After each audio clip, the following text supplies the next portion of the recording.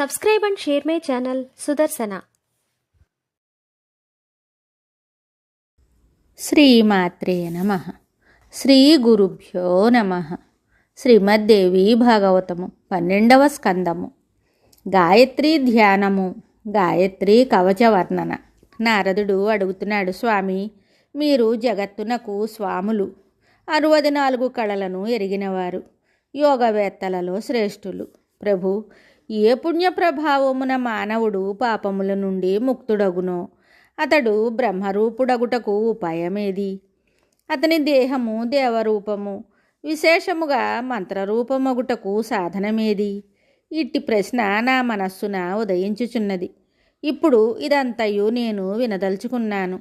ప్రభు, దీనితో పాటు దీని యొక్క న్యాసమును, విధానమును, ఋషిని, ఛందస్సునకు అధిదేవతను, ధ్యానమును కూడా విధిగా వర్ణించండి.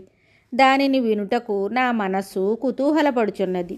భగవంతుడగు నారాయణుడు చెప్తున్నాడు, నారద, దీనికి గాయత్రీ కవచము అను పేరు గల ఒక అత్యంత గోప్యమగు ఉపాయము కలదు. దీనిని పఠించుట వలన, ధరించుట వలన మానవుడు సకల పాపముల నుండి ముక్తుడగును. అతని సకల కోరికలు నెరవేరును. స్వయముగా అతడు దేవీ రూపమును పొందును. నారద, ఈ గాయత్రీ కవచమునకు బ్రహ్మ, విష్ణు, మహేశ్వరులు 3 ఋషులు, రుక్, యజుర్, సామ, అధర్వములు 4 ఛందస్సులు, పరబ్రహ్మము దేవత. ఈ గాయత్రి పరమకళలతో సంపన్నమైనదని చెప్పబడును. భర్గుడు దీనికి బీజము. విద్వాంసులు స్వయముగా దీనినే శక్తి అని చెప్పారు. బుద్ధి కీలకము. మోక్షప్రాప్తికి దీనిని ఉపయోగిస్తారు. 4 వర్ణములతో హృదయము, 3 వర్ణములతో మస్తకము, 4 వర్ణములతో శిఖ, 3 వర్ణములతో కవచము, 4 వర్ణములతో నేత్రములు, 4 వర్ణములతో దీనిని ఇతర సమస్త అంగములు సంపన్నమగును. ఇప్పుడు సాధకుల అభీష్టములను నెరవేర్చు ధ్యానమును తెలిపెదను. నేను తత్వము, వర్ణస్వరూపిణియగు భగవతి గాయత్రిని భజించెదను. ఆ దేవి ముత్యము, పగడము, సువర్ణము, నీలమణి, ఉజ్వల ప్రభతో కూడిన 5 ముఖములతో శోభిల్లుచుండును.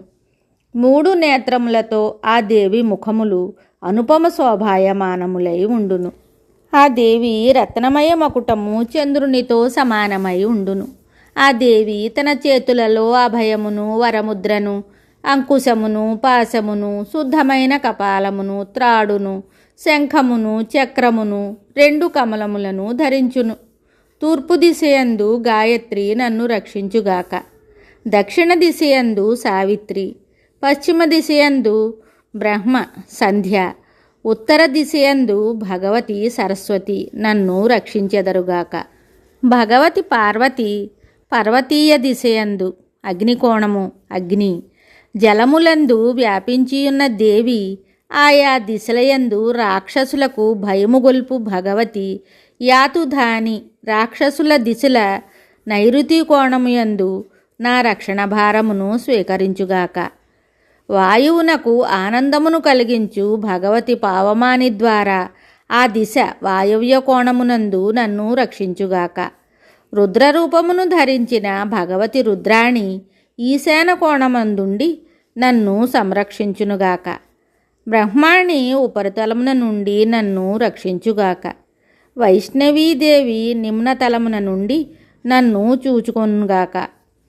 ఈ కారణమున భగవతి భువనేశ్వరి 10 దిశలయందుండి నా సంపూర్ణ అంగములను రక్షించుగాక.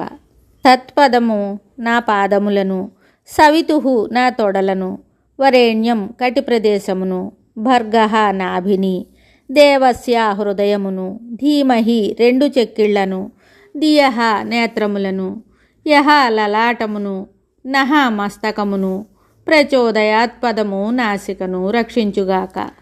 తత్ మస్తకమును, సకారము లలాటమును, వికారము 2 నేత్రములను, తుకారము రేపములతో కూడిన 2 కపోలములను, వకారము నాసాపుటమును, రేకారము ముఖమును, నికారము పై పెదవిని, యకారము క్రింది పెదవిని, భకారము రేపముతో కూడిన ముఖమధ్యమమును, గోకారము చుబుకమును, దేకారము కంఠమును, వకారము భుజములను, స్వకారము దక్షిణహస్తమును, ధీకారము ఎడమ చేతిని, మకారము హృదయమును, హికారము హృదయమును, ధీకారము నాభిని, యోకారము నడుమును, యోకారము గుహ్య అంకమును, నహ అను పదము 2 ఊరువులను, ప్రకారము మోకాళ్లను, చోకారము తొడలను, దకారము గుల్పములను, యాకారము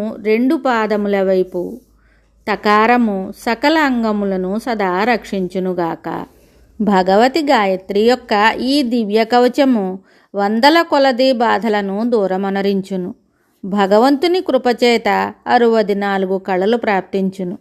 ఇది మోక్షదాయకమగును.